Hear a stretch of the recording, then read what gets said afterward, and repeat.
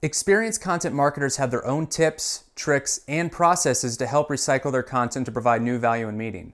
It really is an art form, one that can be learned and adjusted to meet the needs of you and your business.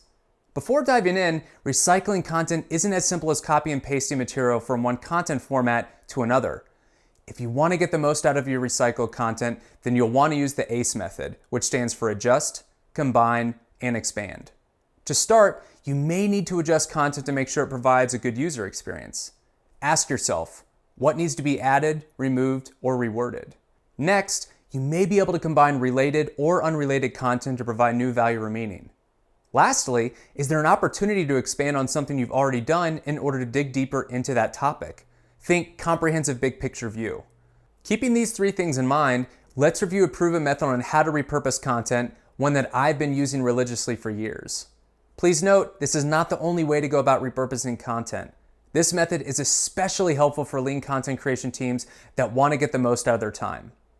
When recycling content, think from the ground up, like the growth of a tree. Every healthy tree has three things: roots, trunk, and a crown, which is made up of multiple branches. Think of your roots as a series of short-form content like blog posts, social messages, and videos. The purpose of roots is to form connections, bonds with other roots that grow into a tree, which produces a trunk. Think of that trunk as a long-form content offer, like a guide or an ebook. And what grows from that trunk? Branches. Think of each branch as an extension of your content offer into a new format, like a webinar or an infographic. Your content marketing plan should be filled with a forest of trees that have strong roots and branches. Interesting concept, right? But how do you do it? What you need is an end goal, something that can be grown into. If you have an end goal, like a comprehensive guide, then weekly content creation activities like social media and blogging can serve a much larger purpose to supporting your overall content marketing plan. Don't create content just to create content. If your goal is to attract, engage, and delight your potential prospects into valuable customers, then you should look to the buyer's journey for all of your buyer personas. Think of each content idea that provides value to your buyer persona's journey as a seed. This seed is something that can be planted. And if you consistently nurture that seed, then it will sprout and start to develop a foundation of roots and grow into a healthy sapling. And if you continue to nurture it, that sapling will go on to develop into a mature tree with strong branches. Simply identifying content in the buyer's journey will cultivate strong seeds for your content creation efforts. To better understand this concept, let's build a comprehensive guide by identifying the seed first. To determine your seed, you need to have an idea that you care about, something that you're willing to nurture and help flourish. Here's an example of how I did it. My wife Ariel and I are wanderers. In 3 years, we've traveled over 50,000 miles while working full-time from the road. Through our journey, we've learned how to repurpose everything in our lives to reduce clutter, including our truck. Meet our truck, George. George is a 2009 Ford F-250 Super Duty work truck. George may look like your average work truck, but looks can be deceiving. He's much more than that. Ariel and I decided to repurpose George into a storage unit that also doubles as a camper.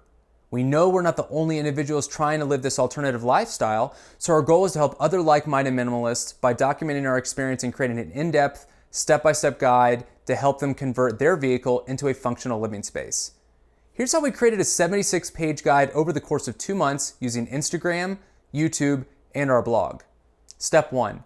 Identify a content format and topic. We know our audience is made up of do-it-yourselfer project enthusiasts.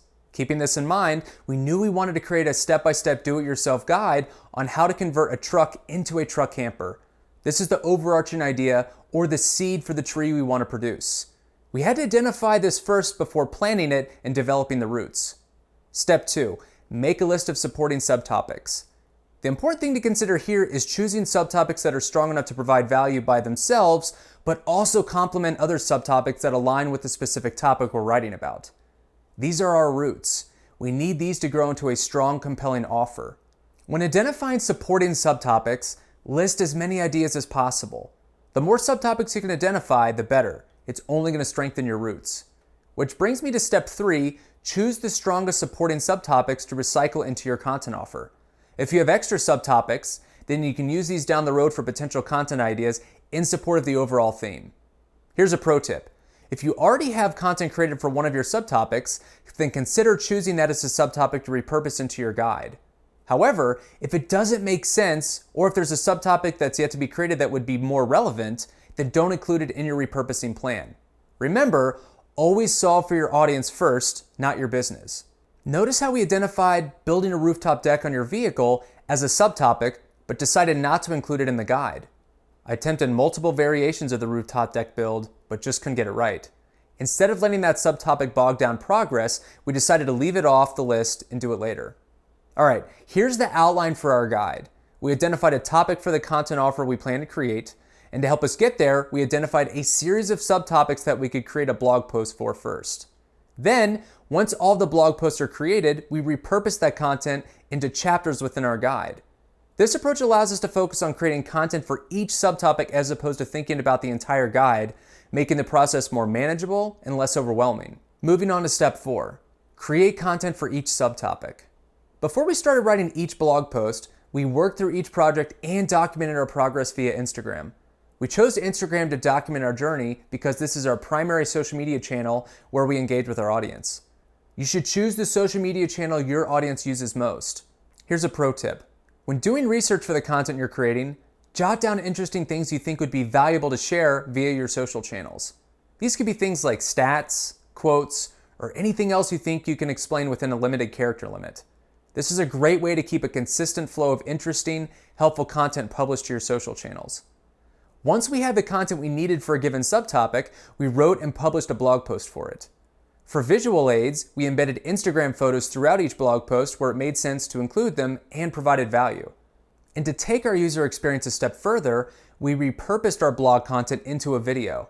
We hosted the video on our YouTube channel and embedded it near the top of the blog post. This was a nice value add for readers as it gave them the opportunity to engage with the same content in a different way. Again, the video content follows the same story of our Instagram page and our blog post, but it's in a different content format on a different distribution channel. Let's say, for example, someone is looking to weatherize their truck cap and they go to Google to perform research. This is what the search engine results page would look like. Notice how we claim 3 organic non-paid listings at the top of the page for this search query. The featured snippet, which is Google's way of answering your query without you having to click through to the page to learn more, the first listing within the video results section, and finally, the coveted #1 ranking on Google. Clicking through the first listing takes you to a blog post on our website. Notice how we lead with a more engaging experience by offering a relevant video that's embedded from our YouTube channel near the top of the page. In fact, this video is the same video that's featured twice above the #1 Google result listing. We did this because we know we have a visual audience, one that prefers video content over text-based content. Scrolling down the blog post, notice how we sprinkle in images and embed relevant posts from our Instagram channel to help break up our text. Are you noticing a trend here? Not only are we telling a cohesive story across multiple channels, but more importantly, we integrated all the content formats together. Our site visitors now know our other content channels and can choose to engage and follow us there as well. Let's move on to step 5. Download or create a template for your guide.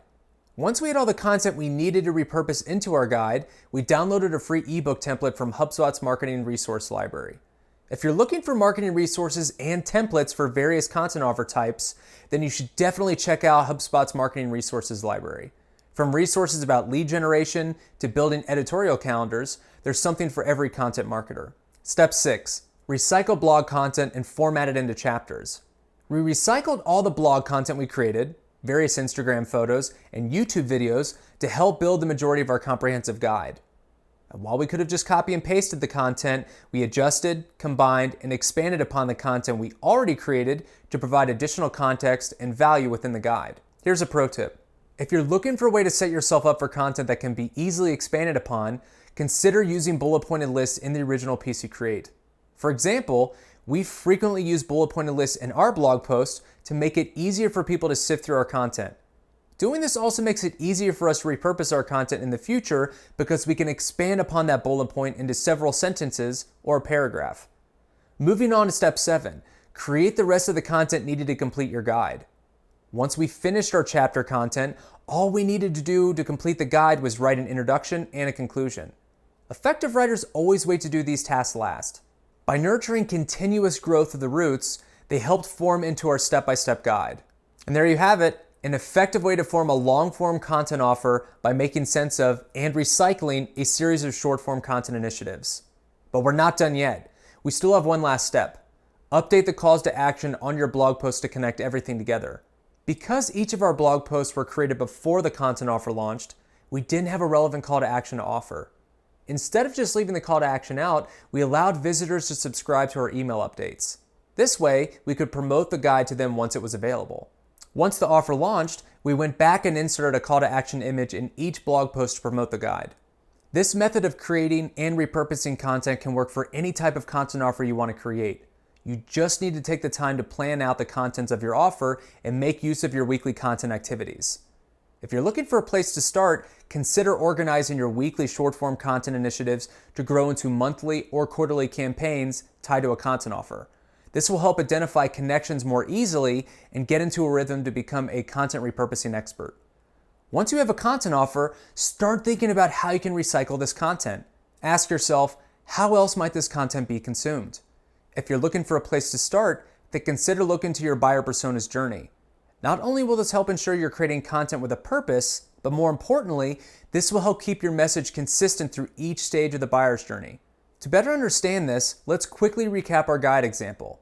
We identified a format and topic for an offer we wanted to create, built a foundation through a series of Instagram posts, videos, and blog posts, and we recycled that content into a comprehensive guide.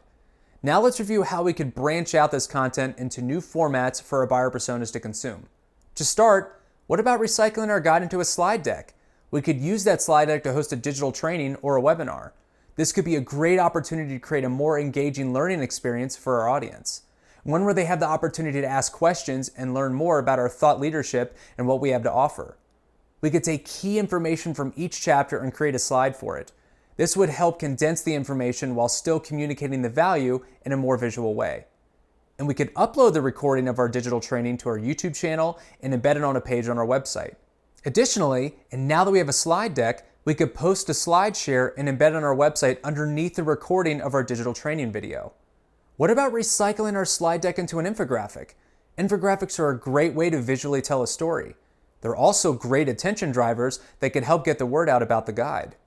We could write a blog post about the infographic and share it across all of our social media channels. What about recycling our infographic into a video graphic by animating it and adding a voiceover to provide additional context? We could upload to YouTube, write a blog post about the video graphic, and share it across all of our social channels. What about recycling our guide into an automated email series? We could help organize the project by splitting up each chapter into a series of emails over a specific span of time. This could make the content more digestible as opposed to reading it all at once. We could offer a landing page that allows people to subscribe to the email series, helping to hold them accountable to their transformation. What about recycling the email series into a podcast?